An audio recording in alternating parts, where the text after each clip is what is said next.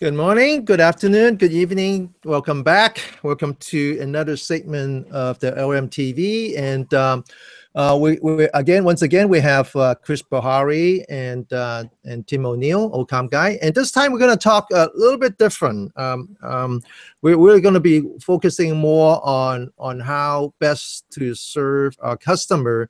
And we're going to start with a topic that is coming up a lot, which is made in America. And Chris, why is it so important that that your product particularly is made close to the customer?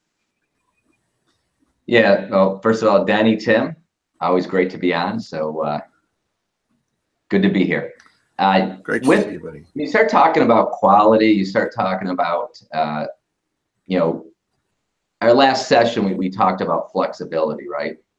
And flexibility is great, but at the end of the day, as we have mentioned, this is the foundation. Your tapping infrastructure is your complete foundation. It all begins. I mean, think about it. We're taking the traffic off the wire. The wire doesn't lie. So it's great now that you can say, I'm seeing all the traffic. But since we're being inserted into your live network, it is important that you have quality. You just can't have failures. So, everything you do is so important. And so for us, we're a US company, and, we make all these taps in the US. So for us, it's important that we can 100% guarantee that when you get this product, it's going to work. And, we put a lot of thought into it to make sure that the construction of it, the quality, and the testing and the certification is all there. So, let's talk about, some simple things. Just the pure construction, right? So, I don't know if you can hear that, steel. So I can step on these. We're not taking plastic that you can, this you can't bend. Now, I know, Tim, you're really strong, but I don't think you're gonna be able to bend it either. But, the idea is that, basic number one, durable construction. You can't have something break in the field, in your live network. When you start talking about inserting these into your 10 gigabit, 40 gigabit, 100 gigabit infrastructure, failure is not an option, right? So number one, construction. Number two is little things, making it easy, putting in guide pins, making sure that, it's easy to, insert into your chassis for easy implementation, and allowing you to, be able to manage this, knowing that, hey, when I insert this into my network, it's going to continue to work. Also, the connectors. When you look at little things, you can't move these connectors. You'll be shocked. Take some fiber taps out there. Go like this, and you're going to hear, your connectors are all going to be going like this. And you're going to hear things inside bouncing around. And everything we do is systematic. Every way we route a cable is done systematically, because you got bend radius issues. We talk about it, and a tap's a tap. It's not. The quality of the chassis, of the modules, of the connectors, how everything's inserted is just the whole manufacturing process. So when someone tells me, Chris, a tap's a tap, that's not the case.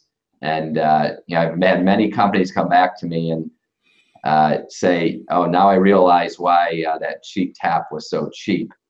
And it's it's amazing. It's a good tap is a tap. Anything less is not a tap.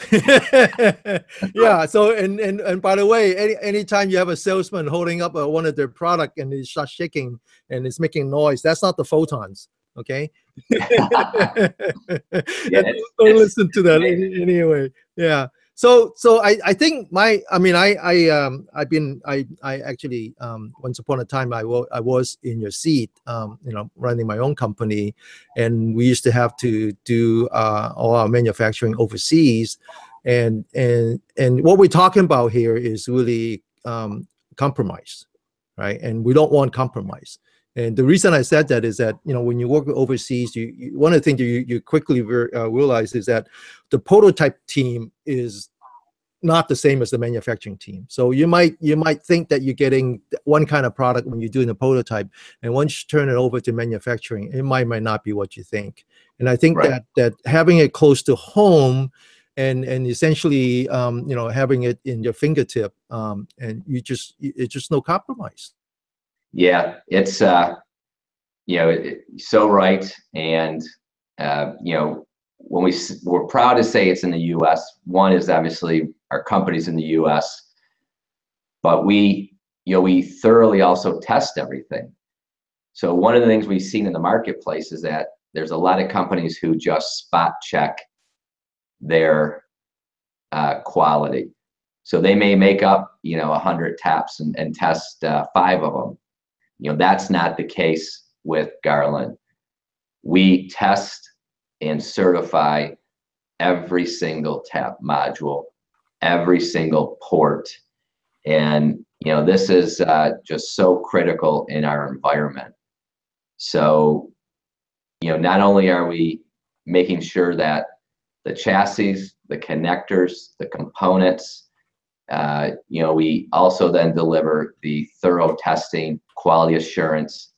And as I mentioned to you guys in the past, this is our core business. And not many companies that sell taps actually make taps anymore. So, we're very proud to tell you that, when you put our product in, it's going to work. It's going to work every time. And, when we gain a customer, we gain them for life. So, Denny, it's something that, we take to heart. You really do. And quality is so essential, because you're not buying a disposable product. You're buying something that you need to last. And absolutely, it's like buying, old wooden crutches or real ones, kind of that kind of thing. You want the best quality. And one of the other things is the way that it's made. The boards, the way we flux the boards in America are totally different. And the quality of the materials used, even in that basic element, is so important, because you're going to have heat. That's number one rule in a network, in any kind of network room, cabinet. And if the flux is not right, you're going to have hot outs, and you don't want that. You want something like you said, step on it. If it still works, it's good. That's right. Yeah, it's how many Cisco plastic chassis have you bought lately, Tim or Denny? None. It's just not acceptable in the data center. And I think some of the standards have been lowered, of what people put in the data center. And, that's probably for another show. But obviously, we're talking fiber chassis today, and modular, supporting 1 gig, 10 gig, 40 gig, 100 gig. But, we also do a lot of copper stuff. And, it's like people put lithium batteries in. It blows my mind, no pun intended. And, when someone's putting in, plastic, taps, it's like,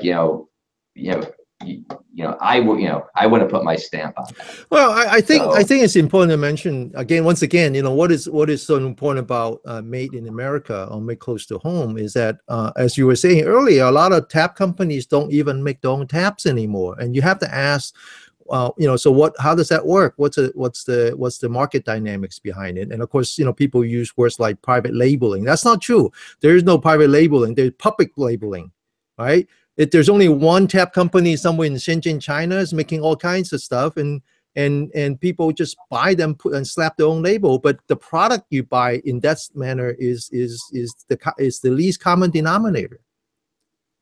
and Right. it's just not something you can tolerate. And not only that, the tap has to outlast your network, the tap has to outlast your career. Right. And it should. It's not a good thing, that your network fail, and then it's because you make the wrong decision. That's gonna stick, man. Absolutely. Plus, also made in America. Americans have always been a team trying to go towards a certain goal. And when you have a group like Chris has created with Garland, you have a group that's working together. You're not taking inexpensive junk and trying to make it expensive to the customer. You're taking quality to the customer. And, it's like buying tires for a car. You want the best tires for your car. You don't want to drive a mile and have a flat. And you guys, Absolutely. this new chassis, that's incredible with the quality there. So. Okay, why don't Chris, why don't we close the show now and go on to the third statement? Okay, thanks again for coming. Great. And I'm going to pop up your website once again. It's garlandtechnology.com. There's a lot of really good information on that website, and actually Chris and the team kind of continuously write interesting article, case studies, and white papers and so forth. And thanks again to Chris. Thanks, Tim. Thanks, Danny. Thanks, Tim. And with that, I'm gonna bid you goodbye and come back for the third statement. Great. Bye-bye.